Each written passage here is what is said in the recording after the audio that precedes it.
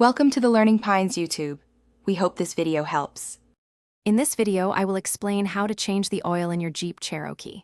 First, gather your tools: a wrench, a new oil filter, and the correct type and amount of new engine oil, typically around 5 to 6 quarts.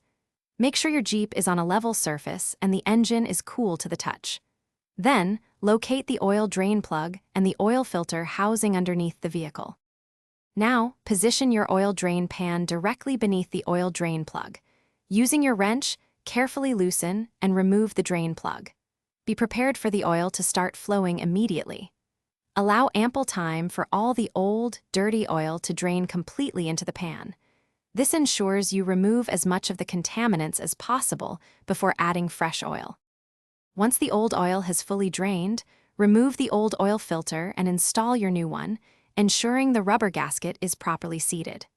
Next, securely replace the oil drain plug, being careful not to over-tighten it.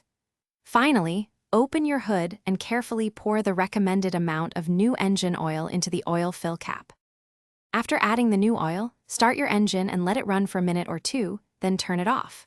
Wait a few minutes for the oil to settle, then check the oil level using the dipstick, adding more if necessary.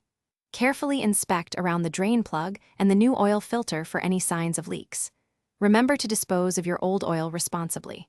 Also, check the description for a link to leak-proof meal prep containers and other great deals. Thanks for watching. Consider subscribing if we helped you.